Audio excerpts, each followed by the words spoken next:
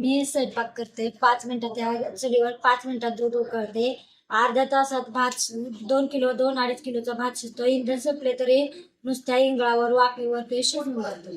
आम्हाला ह्याच्यापासून खूप फायदा आहे आणि आम्हाला इंधन घ्यावं लागलंच आता, कारण की गॅस भेटणार नाही आम्हाला. तर मग ह्याला काही सारखं खाली भांडे घ्यावं लागत नाही. पोळ्या तर याचे फायदे आहे. आमच्या थोडंफार त्याच्यात घरची लाकडं पण टाकावं लागतात आणि निकारा छान पडतो आणि 10 ते 20 मिनटात आमचा स्वयंपाक होतो. गॅसपेक्षा म्हणजे जेवढा हात उरकून टाकतो.